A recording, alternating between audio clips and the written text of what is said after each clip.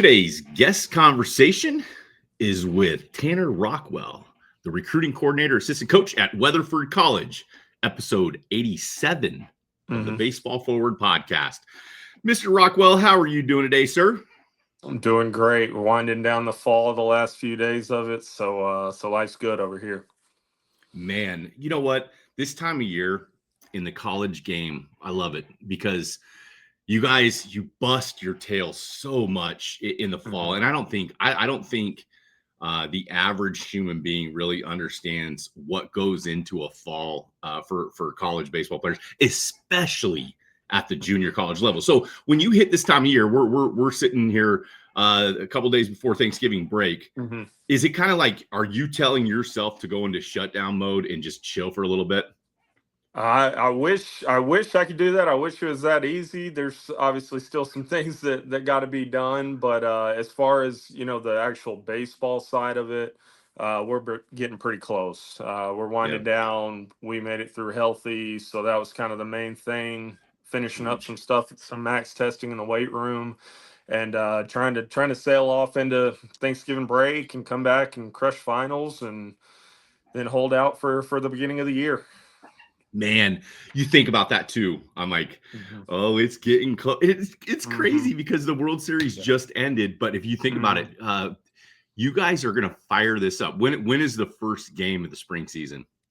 We're going to actually start right at the beginning of February. So that first weekend of February is when we'll kick off. You can kick off a little bit earlier. We're going to give ourselves a little bit of time to where we'll be that second weekend. We're not going to go opening. I love it. Well, let's talk about you for a little bit. Man, great, awesome resume. And I know you just got over to Weatherford in this year, 25. Previous stops included McLennan and such. Man, Weatherford, what Weatherford is doing in the world of college baseball is it's impressive. I mean, every time you turn around, you hear Weatherford. So as you kind of acclimate into your new spot and your new position, I'm curious, Coach Kinsey's been there for a while. I'm curious, like from your perspective, what are you guys doing there that's just been so crazy that's given you guys the amount of success that you've had? It's kind of the perfect blend of a little bit of everything. It's a town that kind of revolves around the college. They've put a huge investment into the facilities.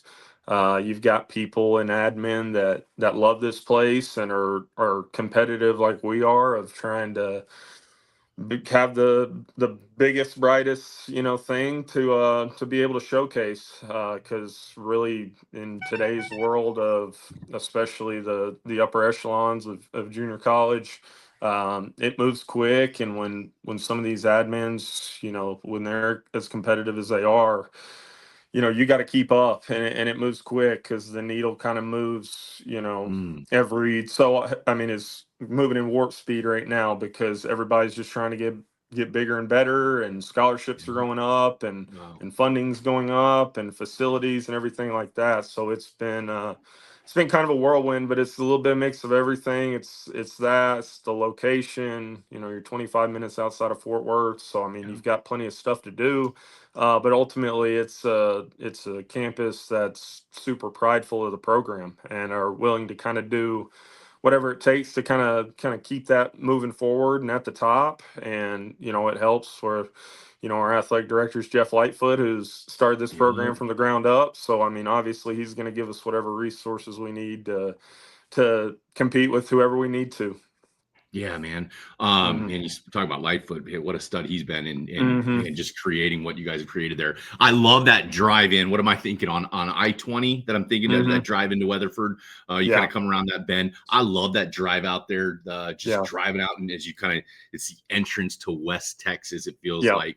And it's a different world out there. Like you said that really, I wrote down college town, because I guess I never really thought about it that way. Maybe it's because being in DFW, you get so used to just the hustle bustle, but it feels like you're close to the hustle bustle, but you're still your own little place.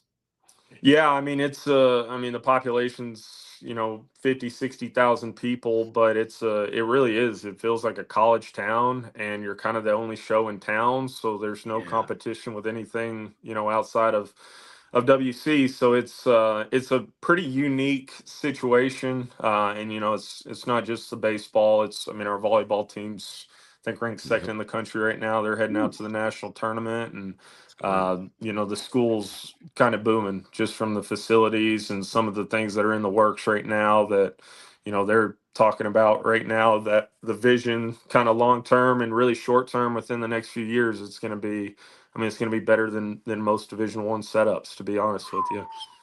Man, and wow, because talking with Tanner Rockwell of Weatherford College today here on episode 87 of the Baseball Forward podcast, you say that, and I'm like, wow, that's why you guys are getting the talent, because I'm thinking from a kid's perspective. I'm thinking just the amount of high school kids that have that dream of playing big time. It becomes some of the junior college locations at this point, they've almost become destination places by the way why these kids talk about these schools. I mean, when you hear Weatherford in the mix in the name, you're like, they're probably going to get them. Weatherford's probably going to get them, or you hear McLennan, you hear Blinn, but it's, to me, it's like when I hear Weatherford in the mix of a kid wearing shoes, I'm like, well, one, he's got to be a really, really good player to be considered there, but it's like almost like a destination school. Is it that's different from like probably when we played. I know this from when I played a long time ago, but but dude, we're at a point in the game of baseball where you're talking about these premium junior colleges almost in the same breath that you're talking about the SEC schools of the world. Is that like a full circle thing? Is that like expected? How does that feel to kind of be in the mix of that in the world that we're in today? It's growing so much over the last few years that it's hard to keep up. I mean, just over the last few years, and you're 100% right. I mean, a lot of these guys, like especially these high school recruits that may have committed early to an SEC school or things like that, and maybe it didn't work out, or maybe they go to that SEC school and it doesn't work out.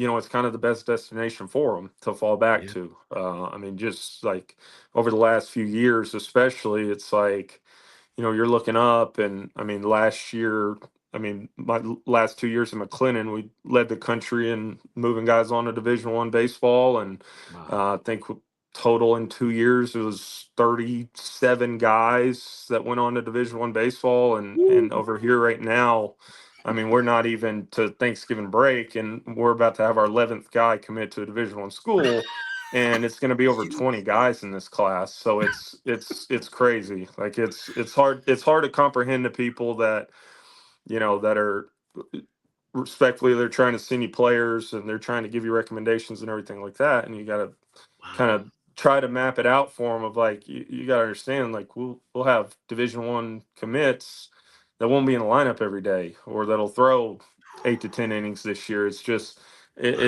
kind of where it's gotten to with the amount of scholarships, the facilities, the setup of this program. It's like you look up with you have 30 full scholarships, and it's you can get some pretty good players in here. Man, that is incredible hearing you say that, because I think of, I want to paint this picture to the audience, because it's almost hard to believe, but I'm gonna say something, and then I want you to kind of piggyback on it. Is if I tell a kid right now, if I was talking to a group of kids, I'd say, hey, if you want to be a Power 4 kid at a high school, you better be on every professional team's radar. You're a pro prospect, and you got to probably have a chance of getting drafted at a high school. Then, so I say that about the Power 4, and I say almost in the same breath that if you want to be considered by the Weatherfords of the universe, it's almost the same type of player. Hammer that point home about the talent that you guys are getting at Weatherford and what it really means to be evaluated and get looked at by Weatherford. Yeah, I mean at this level, and there's obviously some other programs that are kind of in that same boat, and we dealt with it my years in McLennan too. It's hard to put into words. I mean, you're talking about these programs now are, you're talking about 9 guys being written in the lineup, and once you kind of get down to the nitty gritty parts of the spring, you're cutting down your rotation probably to closer to 10 guys total. You're churning out almost 20 Division One players in a single season. This year we're probably looking at anywhere from 22 to 24 just in this class alone. It's hard to get out there, and to be honest, to be an everyday guy on a roster like that, you have to have a pretty special skill set, but also like some mental fortitude too, just because when Mm, you're surrounded by that much, you've got to be really comfortable in your own skin. You have to have like the utmost self-confidence in yourself to be able to stick for 60 games in a lineup like that. So dang. it's gotten to the point where, you're going to have your probably 4 to 6 guys that are going to kind of be staples in there every day in the lineup. And you look up at those guys, and the majority of the time they're going to be heading on to Power Five schools, and when they get there, they're expected to play. It's not just committing them and That's them right. being on the roster and being another number. It's like these guys that are in the middle of the order for you are going to be the middle of the order of the SEC and the Wow. ACC and the Big 12 the very next year.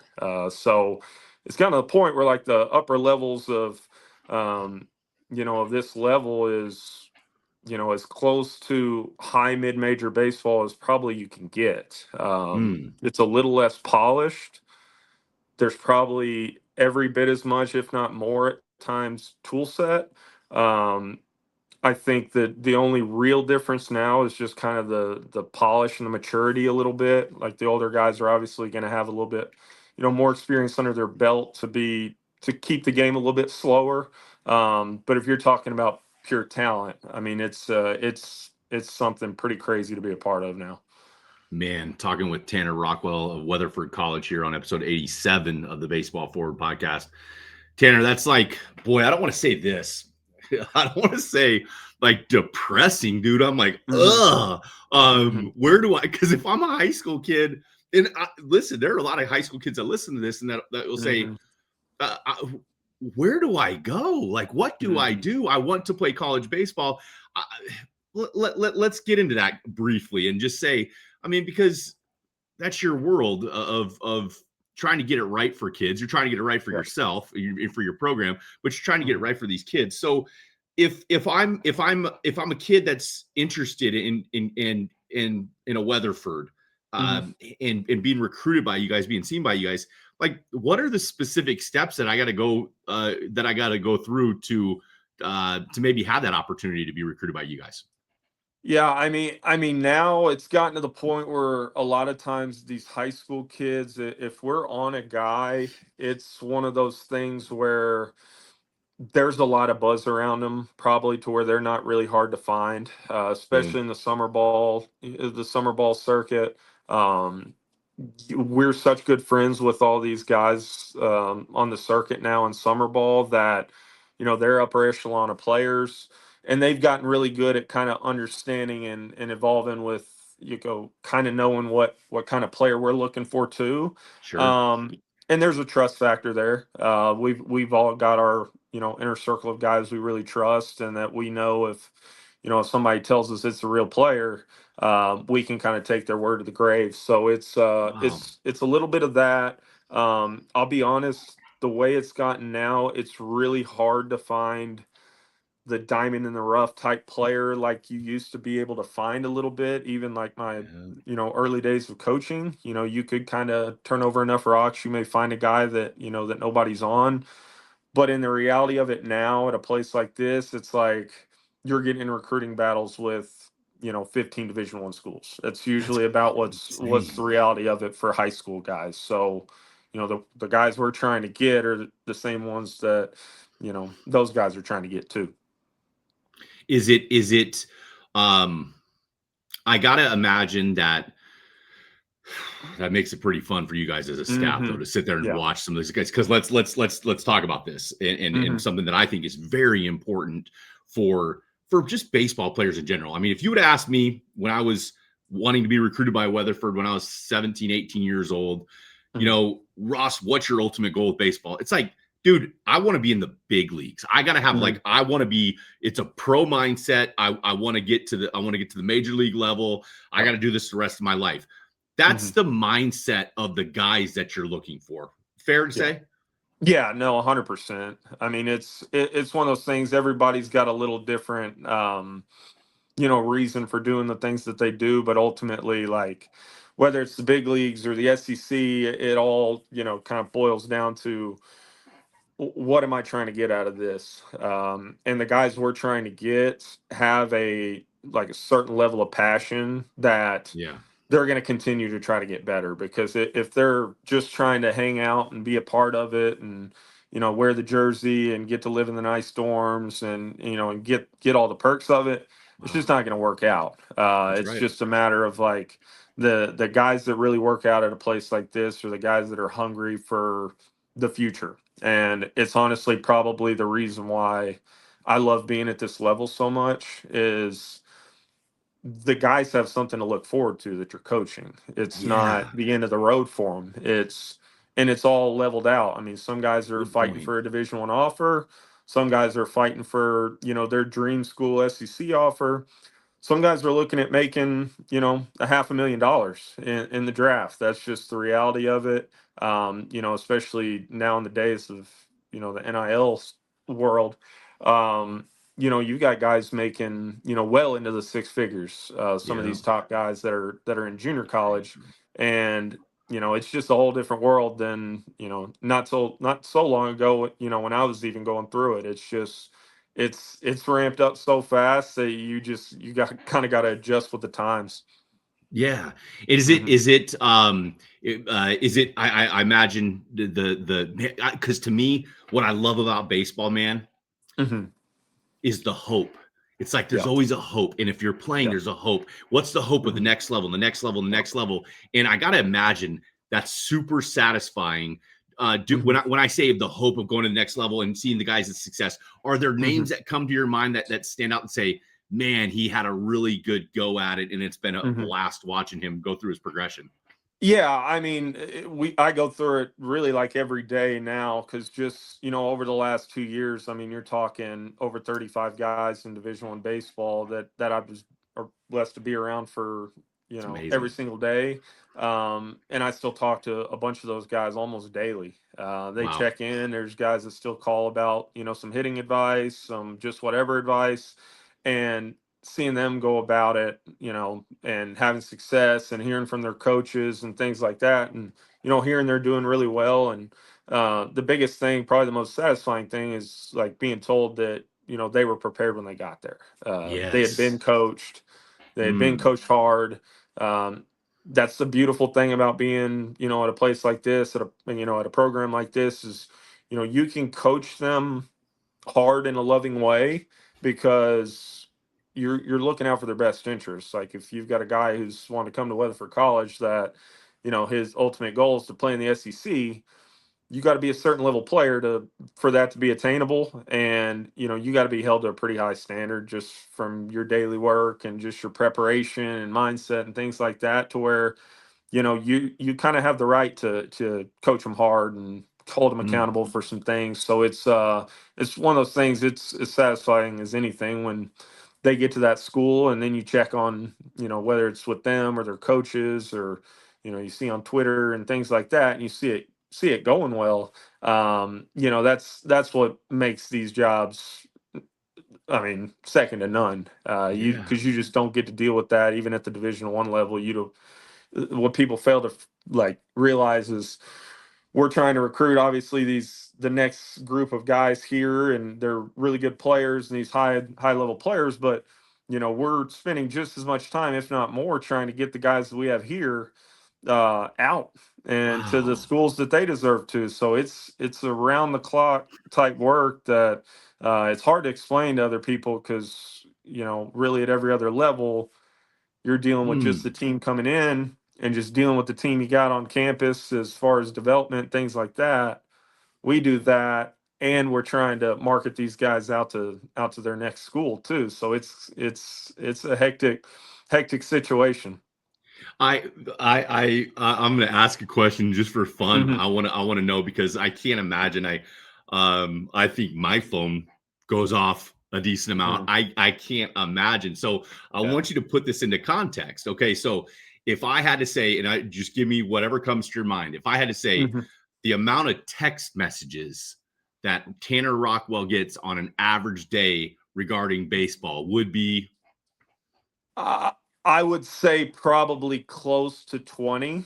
I'd okay. probably put it around that. It depends on the time of the year. When we're talking this time of the year in the recruiting period, there's no telling. It may be 50, it may be 70. I mean, I would say I probably have close to probably pushing 100 Division I coaches numbers probably on my phone. Crazy. And any given day, you just never know. I mean, somebody will reach out and ask about a player out of the blue, and it's a never ending thing. uh, is what do they do emails still exist? Is that a method that you still work with? Like, to me, it's kind of like a dying. Hmm. Even just business wise, I'm like, if somebody sends me, I'm like, well, why didn't you just send me a text? Yeah. Do emails still exist, like for recruiting and stuff for college They guys? do. At this level, it's hard. To answer your question about, you want to talk about getting overwhelmed. Yeah. Our emails are the most hectic things. We'll Oh, lose stuff from the school all the time because, I mean, it may be sandwiched wow, between. I mean, any given day, you may have 30 kids send you an email. I mean, that's so crazy. it's hard to we try to do the best we can as far as sifting through it and filtering it through it, make sure we're not definitely not missing anybody or anything like that. But there are times, especially during the fall with high school recruiting, you may be getting 30 to 40 high school kids emailing you every day. So it's a round the clock job. Yeah. Hmm.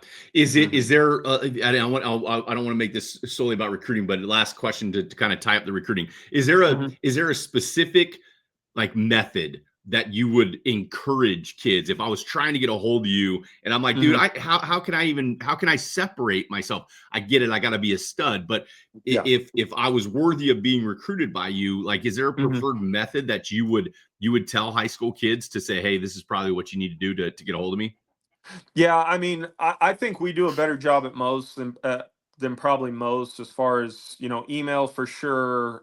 Twitter's become kind of the new email for players. I couldn't tell you, you know, through the years how many recruitment situations started, off Twitter. Kids sending you a Wow. DM, kind of giving you the here and now of what's going on with them, and reaching out to you and showing interest in the program, and it kind of going from there. I think I would probably speak for most guys of saying, like, I think now probably social media has gotten to where that may be the quickest way to get a hold of somebody. Just think we're always, like we were just talked about. I mean, we always have our phones on us, and Fact. pretty much rightfully so. We don't really have much choice at a position like this, to where we're going to see a direct message or somebody tagging you in something pretty much instantly. So I would say probably, as far as like percentage wise, I think social media is probably trumped email as far as getting our attention. Okay. Okay. Hmm. All right. I want to take this into kind of just a baseball specific conversation. I'm Hmm. just curious personally, like, man, you're a high energy guy. I hear so many good things about you guys. Obviously, I hear good things about all the coaches on staff, but like, Hmm. why'd you get into coaching, man? Like, I'm curious, like, Hmm. what you got into coaching for. Hmm. What is it about baseball that captured you, man? I I think it's a little mix of a few things. To be honest with you, I did not go through college as with my goals set on being a coach, like most Wow. people did.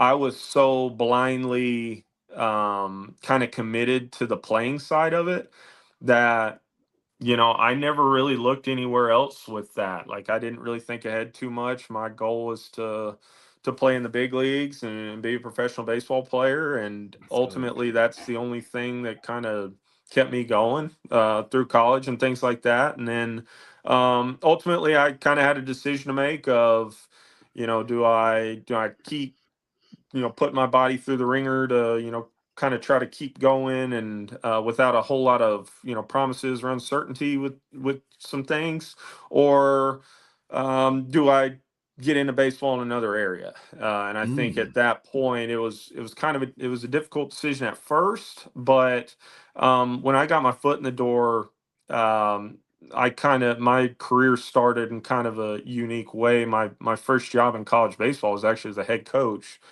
at the junior college I played at. So, really, it was, one of those that, you could write a full book about just of how everything went down. But ultimately, one of my coaches that coached me when I was in junior college up in Arkansas, ended up stepping down and following his son to a school. And there was only a few weeks before school started, and they were needing a guy. And I was working part-time with Prep Baseball Report and giving lessons, and still involved in the game, and obviously still had a lot of Perfect. All right, we are back. Technical, no issues there with Tanner Rockwell of Weatherford College, coach. But we were finishing up on why you got into coaching and kind of your the path that you were taking, how you got into it. You were with PBR doing some part-time stuff. Finish that story for us. Yeah, so I was kind of doing my weekends with Prep Baseball Report, which was just kind of starting up in the state of Arkansas. Was given some private lessons. I was kind of just a little bit involved with a lot of different things as far as baseball goes. And next thing I know, the guy I was that had coached me in junior college was leaving for a job and following his son to a Division I school. And they called me and asked if I'd be interested. And I was 23 years old and fresh out of playing, and had no time to even somewhat mentally prepare for the job or anything. I just had to make a decision on, do I want in or do I not? So I kind of made a promise to myself, like, if I start this and I get into this career, I'm gonna give everything I got to it. So I ended up starting off with, I think we had like 16 guys on the roster when I took the job. We had about a month before the first day of school. I took the job, begged a guy to be my assistant. We recruited about another 17 or 18 players in the matter of a month, and you know, fielded a team and went to battle. And we were competing in Division I junior college and Region II with the Oklahoma schools, and crazy. It was a mess of a time. I mean, there was so many stories I could tell you about it, but it's one of those things where I wouldn't change it for the world. I learned so much in that first year of just, obviously, I think composure is probably, the biggest one, of just when things are going wrong, and especially things that are going wrong that you can't really control or fix, to try to be level headed and try to be a good, role model for the guys that I'm trying to coach, who I'm only, 4 or 5 years older than at the time. So it was a heck of a time. It's come full circle. I mean, one of the guys I coached on that team is actually one of the assistants here at Weatherford with me. I brought him along this summer, so it's been kind of a unique journey to get in. But once I got in, I started there. Spent my summers with the Arkansas Sticks organization, kind of from the first day. Like, Chase Brewster is one of my best friends in baseball, and we talk every single day. And it got to the point where we were talking about craziness and talent levels and things like that. I mean, some of the last teams we coached, I think, had over 15 guys going to play in the SEC in it. So, same type of deal. It's, learning to be around those kids. They're different kids to deal with. Those kids that are going on to play professional baseball and they're playing at the highest level, they're just mentally and just work ethic wise, it's just a different breed of a kid that you're working with. And it's gotten to this now, so it's been a fun road. Man, how cool is that? Like, okay, here's instantly what I'm thinking. when you get the call, bring, hey, you want to be a head coach? What? I'm thinking, whoa, okay. So these are the questions I'm like that came to my mind is, all right, I know for you to be a college coach, man, you got to be able to swing a fungo and you got to be able to throw some BP. Yeah. So how quickly can you make that adjustment? Because it's a lot harder than most people think. What was that part of the adjustment? Like learning how to be a coach? Hey man, I got to go hit the in and out. Hey, I got to go through the BP. Like, what was that like for you? Honestly, that stuff was the last thing I was worried about.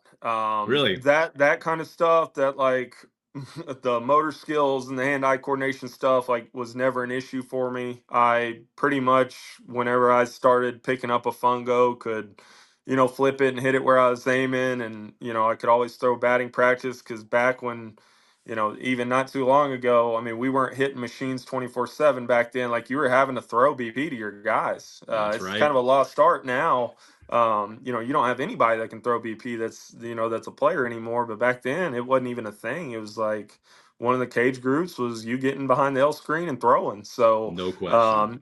yeah. So, I mean, that was not an issue at all. Mine was more the logistical side of it, the scheduling, the umpires, the field maintenance, the things like that are the things that kept me up at night. It was definitely not anything that had to do with with the baseball side of it.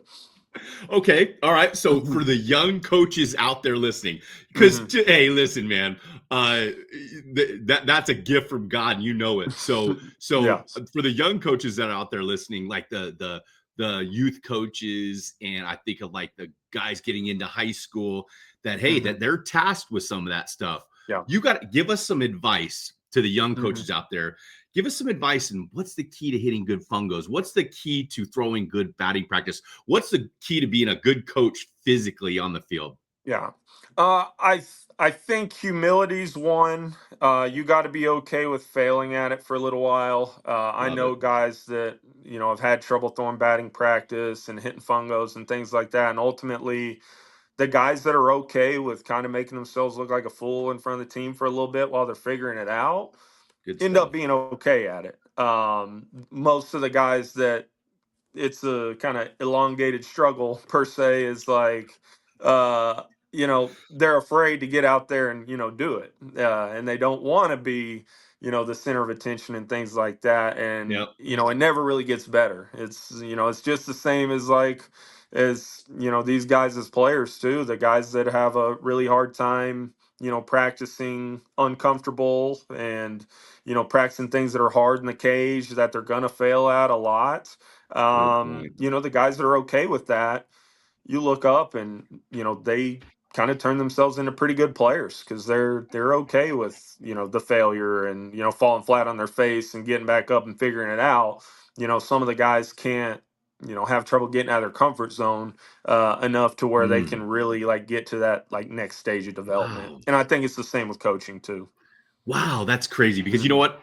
You'd be surprised at how many younger coaches and even youth coaches that I talk to. They'll be like, "Hey, if you ever have a guest, like ask talk about BP or talk about fungos," and I'm like, "Really?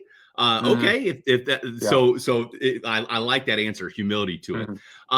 Talking with Tanner Rockwell on episode 87 of the Baseball Forward podcast here. About 10, 15 more minutes, coach. I don't even remember where we left off here, but I think we had about 10, 15 more minutes here.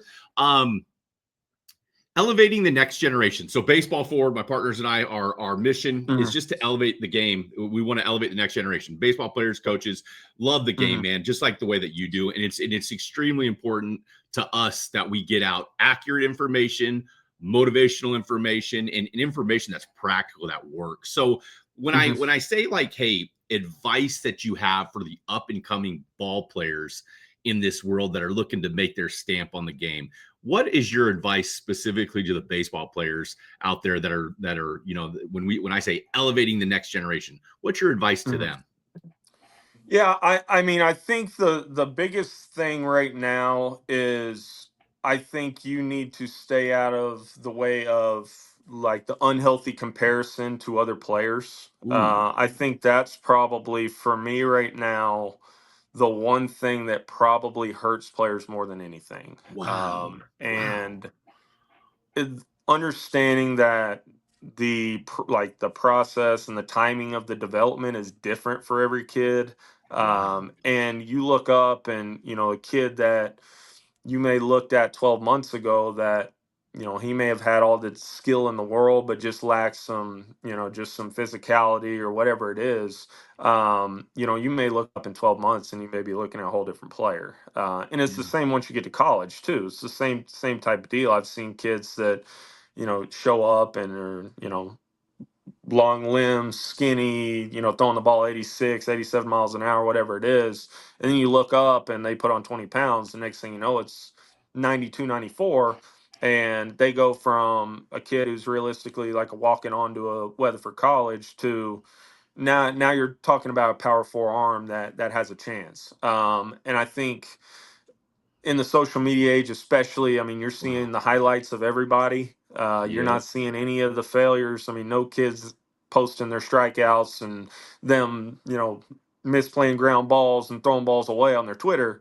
You don't see the whole story of anything. I mean, I promise Sure you, no. like, I couldn't tell you how many kids through the years, like, you look at their Twitter and you may be in awe of some of the stuff you're looking at, but then you go watch kind of the whole process of it, and the whole complete package, and there's a lot missing from the Yeah. videos that are getting posted. So I think it's the same with the kids too, and I love it for the guys. I love the commitment posts. I love retweeting them. I love, pumping them up when that stuff happens. That's ultimately a big reason why people come to a place like this.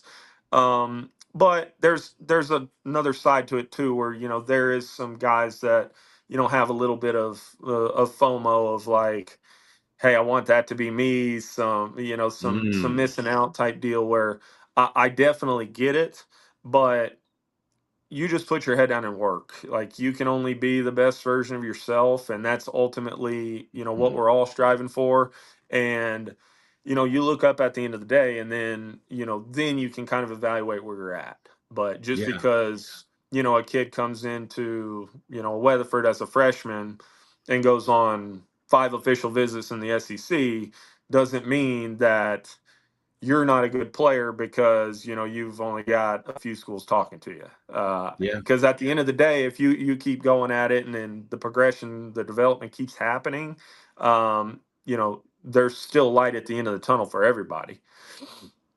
And I think that's the key, man. It's like light at Hmm. the end of the tunnel, the Yeah. hope to keep going on. Hmm. I want to touch on something because you said something and I Hmm. wrote it down. Social media. I'm going to put Hmm. you, and I know Hmm. you said it as we started. You and your wife Samantha is her name. Shout out, and dog Hmm. service dog name Buster, Yeah. just the best absolute name ever, Buster. Hmm. Samantha's a good name too. Sorry, Samantha. Yeah. But social media. I'm Hmm. curious. Someday you're as you sprawl into this parental world, you're gonna Hmm. be like, oh, social media, man. Hey, I got I Yeah. got three kids right now, and Hmm. I'm saying this for myself, two 11-year-olds and then a 7-year-old, and I think social media, and I just think cringe. Oh Yeah. gosh.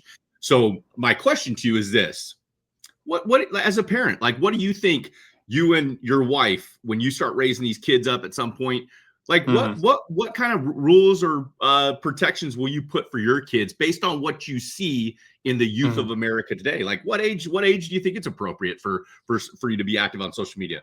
Yeah, I wish I had a picture perfect answer for that. I don't know if it's one of those things that really have an answer. It's one Yeah. of those things where I think the best way to approach it is you're going to have to explain the ins and outs of what they're getting into, because ultimately, Ooh. when kids get access to cell phones and computers and Wi-Fi and the internet, it's hard to shield them from it. It just Man. is. I mean, you can get into as much unhealthy habits on there as anywhere, and it's really Yep. hard to prevent. I think the best way to go about it is sitting them down and talking about hey, this is a very real thing. There's plenty of positives that come out of it, but there's definitely a negative side to it too. And trying to explain to them what those are. And, obviously there's always, ways of kind of filtering their, the amount of use of it, or what they're allowed to, browse through or whatever. But I think ultimately, like, kids are kids, and they're going to find their way around any rule that that any of That's us put together. But ultimately, kind of giving them a good foundation and like understanding of what these social media sites are and what they aren't. Because essentially all it is it's a big highlight reel for everybody. So if good you're point. comparing yourself to the people around Wow. you, it's an unhealthy habit to get into, and it's human nature. We all probably are guilty of it to a degree, but it's one of those things that I don't have the right answer for it, but I think just understanding the pros and cons of it, I think is about the best way to approach it. And you know what? That is the right Hmm. answer. That's a really good Yeah. answer. Well done. Well Hmm. done. I always feel like coaches are such a special breed of human beings, man, because um, I think it's missed. I think it's truly missed. I think if Hmm. I mean, if I asked you right now, Hmm. Tanner Rockwell with Weatherford College, why do you coach? What would your Hmm. answer be? Why do you coach? I've kind of over the years, I've grown kind of obsessed with the development side of it. It's kind of Mm, probably my initial route into it. Now that I've gotten into some of the positions I've been in too, I think being able to help these guys move on to the next place is something yeah. that's probably as rewarding as any. Because development's kind of one of those slow burn type things. It's you don't usually Yeah, it is. see the development maybe right in front of your face in short terms a lot. It's one of those things where it's like you keep doing things consistently that need to be done to kind of keep you trajecting up.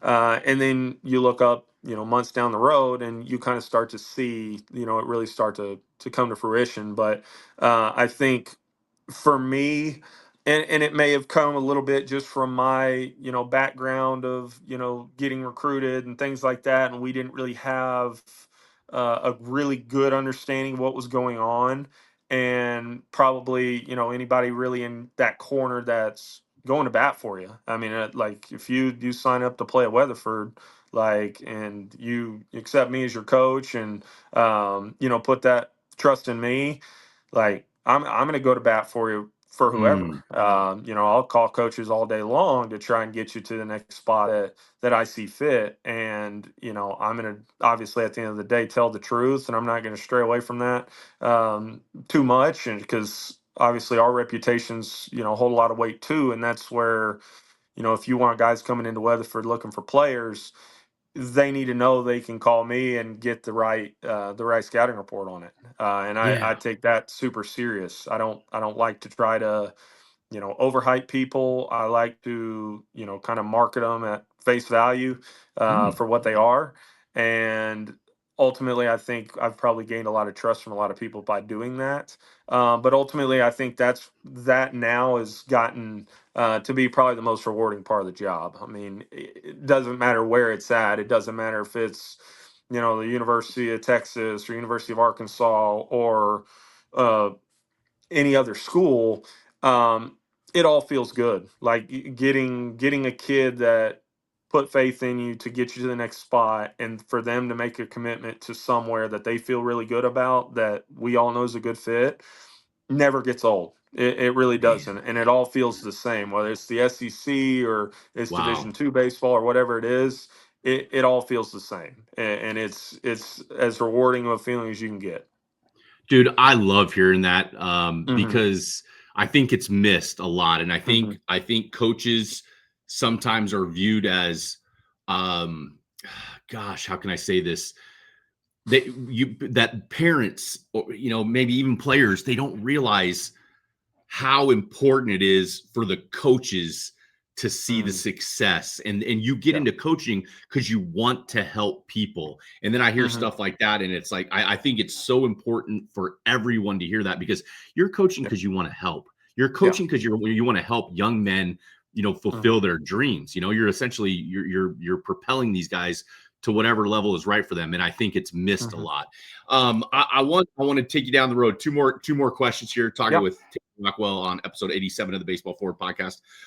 Let's do this. I just want your general advice for youth coaches, high school coaches. I get it. Not that you're a know-it-all, but like, man, people look to you guys for guidance. So if you were talking to if you were at the ABCA and you were talking to an auditorium of 500 people and they were all let's just say youth age coaches from the age of 8 to 18. Yes. What advice would you have for the young coaches out there coaching the youth of America today? I think the biggest thing, especially for kids at a young age right now, is trying to make it an enjoyable environment for them. Yes, At the end of sir. the day, we're all super competitive. Don't get me wrong. Like I hate to lose as much as the next guy, and I love to win, but understand that especially at that age that these kids are playing, it's a super impressionable age. They're Mhm. vulnerable just as much as any time in their lives to the environment they're around. If it's positive and you're trying to develop these kids and let them really love the game and try to genuinely get better and teach them more about it, the kids are eventually going to flourish in it. If it's a negative, do everything you can to win, uh, Good putting point. any type of development and any type of growth to the wayside in order to just get that feel of winning. I think you need to kind of sit back and take a hard look at kind of your intentions behind it, because Yeah. I think youth coaches, they don't get the recognition a lot of times is like we do, and we Mm. have a chance to when we go to World Series or whatever it is, or send out all these players to Division I baseball. But ultimately, they're impacting probably their career as much as any of us are, Wow. because Wow. burnouts are a very real thing, especially with how much baseball is being played these days. I mean, down here in Texas, you can play year round. I mean, it's November 19th or whatever it is right now, and I mean it was 80 degrees outside. I mean, That's right. so you That's can you right. can play year round. You can always find a way to get outside and throw and hit and pick up and play a weekend. But ultimately, keeping the kids genuinely interested in getting better in an environment that they really enjoy being around is huge. And you see it like when you go out and watch. And I kind of loop select ball into this a little bit too, but you can tell the environments that are good that guys love to come to the yard and play for. Yes. And you can sense it from a mile away when you're watching an organization that is just trying to collect a check and Mm. get on to the next weekend. It's pretty obvious, and I think when you're recruiting guys from those environments that are healthy and competitive and fun, and when they get in Wow. the dugout, you can sense it. You want those guys with you. Wow. And think about Hmm. that. Just like if I'm here, if I'm listening to you, Hmm. healthy, though that's a strong word. I Hmm. want guys. If I'm thinking if I'm you, I've got to get the guys that are most prepared mentally, Hmm. that kind of have a sense at how this all works. So there's not a Hmm. lot of like re-education or even Hmm. education, right? Because Yeah. you got to be able to hit the ground running to Yeah. some extent at that level. Is that correct? Yeah, I mean the way the falls work here now, it's like you show up and I mean you're strapping them up and playing somebody in about a month. So you Yeah. got to Wow. get both your body in shape for guys that took some time off at the end of the summer. So you got to get back in playing shape, and then next thing the recruitment period starts too. So coaches are out there watching you, and you've only been to campus for a few weeks, and then they're going to start evaluating you from day one. So it's Wow. it's an interesting timeline that's pretty difficult for guys, and it's high pressure at times too, because I'd be lying if I told you that those guys weren't looking for you to go out there and perform in that period. They got to come out and watch you. So it's it's one of those things where you need to be pretty prepared when you show up to campus. You need to be almost game ready to go up and play against somebody, or you're putting yourself in a tough spot. Yeah, yeah. All Mm-hmm. right, let me finish with this question. Yeah. The common denominator for in Mm-hmm. your experience with baseball, and the guys that you've seen, man, some Mm-hmm. good players. What's the Mm-hmm. common denominator or denominators to the guys that are super successful? Blind confidence. Woo! Blind It's black and confidence. white, and it was an easy answer because I was literally talking about it today. I've been fortunate enough to be around no telling how many kids to go play, in the SEC, and now guys starting to trickle into professional baseball. And the one thing that's reigns true for all of them is they believe in themselves Mm, blindly. And it doesn't matter if they had the worst day you've ever seen, the best day, or just every day they show up wow. to the yard. The guys that are special, the guys that have a chance to really make it, and that are ultimately getting all this money and getting these opportunities at these schools like that, you couldn't convince them otherwise that they aren't one of the best players in the country. And Mm, it's one of the best tools you can have, to be honest with you. It's nothing can make sense, and then ultimately, like, these guys that just have this incredible amount of self-belief, they'll will things out of them that you couldn't imagine, explaining to mm. somebody. So it's something. And I mean, I've been around, a handful of them that it's a different kind of special. It's to me, it's so obvious, and I love that Hmm. because how quickly you came to it. Yeah. And Yeah. you know what? I'll finish with this. Uh-huh. Is the guys that the prepper? I don't know. Like, how do I get that blind confidence? Hmm. And I want to ask you that. But to me, I'm like, how do I get blind confidence? Hmm. Over Yeah. prepare, Yep. enjoy. How do you get Yep. that blind confidence in your perspective? I think that's the only way. It's one of those things to where when the game starts, you're almost overly prepared to do Mm, what you need to do, and you've done it 1,000 times. that's right. I talk about it with our guys. It's something we've talked about quite a bit during the fall, talked about over the last few years too. Like routines are huge, and it's not because of just the physical moves you're doing. It's just a matter of you telling yourself that I'm ready to attack this day with the most focus that I can have. And ultimately, the guys that stray from that, and some days they do a good Mm, job of prepping, some days they are a little bit late and show up about 10 minutes before go time. Um, they'll never have that blind confidence. And when I say blind, it's like every single day they show up to the yard, wow. they expect to play well and they expect to be the best player out there. It's not there's no gray area of that and that's ultimately the difference between, there's levels to it, but the guys that are special that do go play in the SEC and play professional baseball, it's black and white. It's you either have it or you don't, and it's something that's very hard to acquire in a short amount of time. It's something Yeah. that's been going on for a while. That is a fact. That's really well Hmm. said. All Hmm. right, Tanner Rockwell, what was your walkout music? I got to know. Back in the day when you were playing, dropping ding dongs, what were you coming out to? What were you walking out to? Okay, my for 3 years it was "Standing in the Kitchen" by Yo Gotti, Oh instrumental. I yeah. never had any words in any of my walkout stuff because I always tell guys, like, the more words you have in it, the more sick you get of it. And in my last year, I had "Still Dre" by Dr. Dre, Oh, what instrumental. a So beautiful. It just makes me want to crip walk, even though I yeah. can't even crip walk. All right. And what are you listening to? Like as you're just driving down the road in beautiful Weatherford, Texas. What are you listening to these days? What do you listen to on the radio? Gosh, I wish I could give you an accurate answer. I'm so all over the place that it just depends on the day.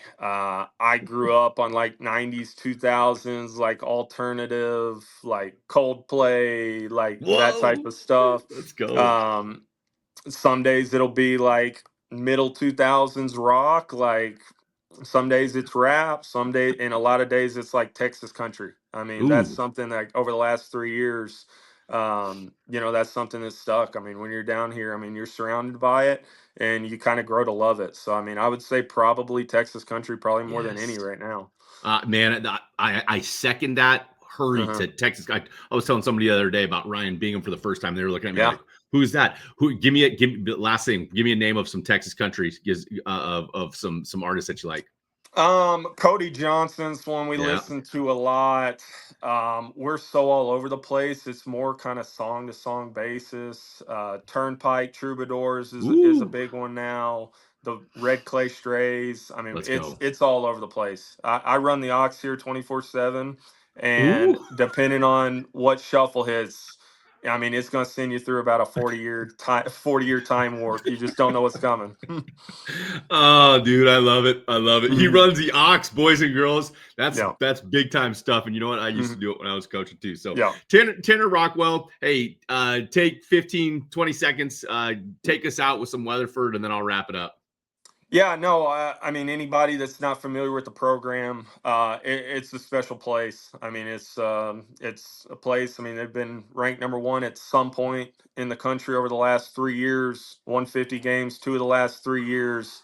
Right outside of Fort Worth, the best junior college region in the country, Region 5. I mean, Yep. it's the big leagues of junior college baseball. It's one of those things. It's you kind of got to come see it for yourself if you've not been a part of it in the past. It's a pretty special place. Man, I Hmm. second that, and I couldn't say it any better. Tanner Hmm. Rockwell, thank you very much, sir. Episode Hmm. 87 of the Baseball Forward podcast. We'll see you guys soon. Thank you.